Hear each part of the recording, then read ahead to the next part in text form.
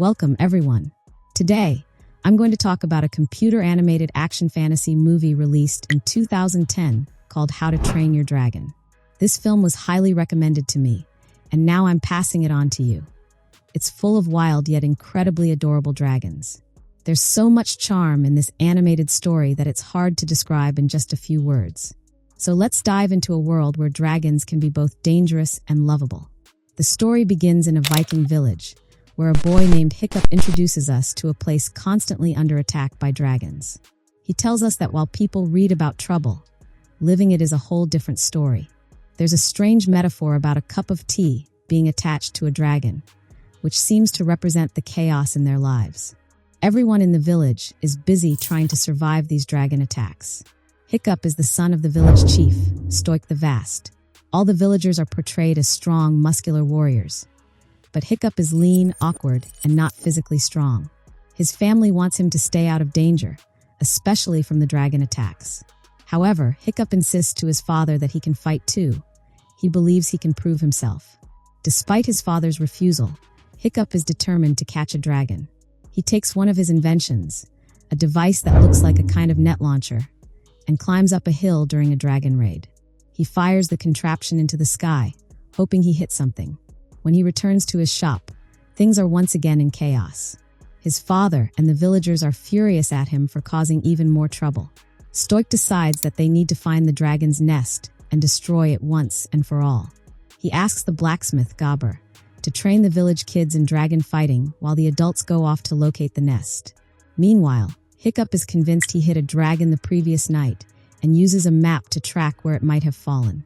To his amazement, he finds he has brought down the most feared and mysterious dragon of all, the Night Fury. But when Hiccup approaches the injured dragon, something strange happens. Instead of killing it, he finds himself unable to do so. The Night Fury, though trapped, doesn't attack Hiccup either. Hiccup frees the dragon, and instead of attacking, it flies away. Back in the village, the other kids begin their dragon fighting training with Gobber.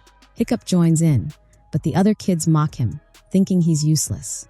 Despite this, Hiccup begins to observe and learn things about dragons no one else knows. He reads an old book about dragons but finds no information about the Night Fury. It's so rare and fast that no one has ever survived an encounter with it. Driven by curiosity, Hiccup returns to the forest to find the Night Fury again. He discovers that the dragon, whom he later names Toothless, can't fly properly because part of its tail fin is damaged.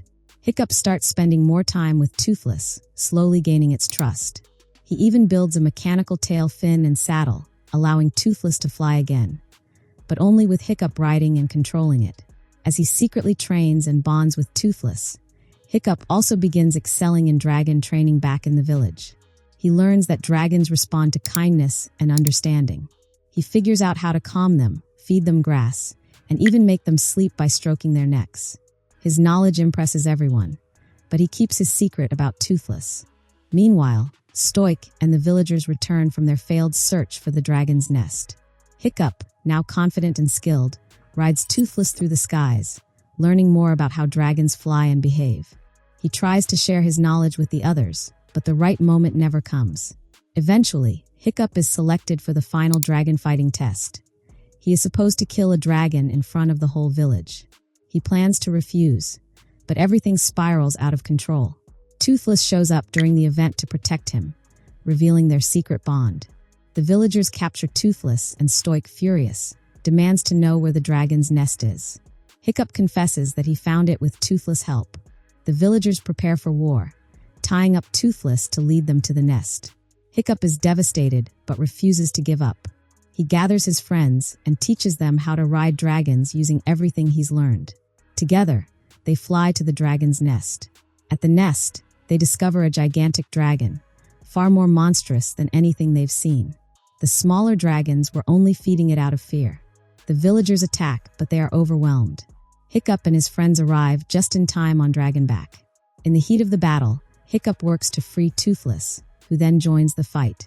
The final battle is intense. Toothless and Hiccup confront the massive dragon in the sky. They lure it away, dodging its fire blasts. Finally, Hiccup makes a risky move, getting close enough for Toothless to blast fire into the monster's mouth, causing a massive explosion. Hiccup falls during the blast. Everyone fears the worst, but Toothless saves him just in time. When Hiccup wakes up in his bed, he discovers that he lost part of his leg in the battle. But Toothless is right there with him. Outside, he sees that everything has changed. Dragons now live peacefully among the villagers.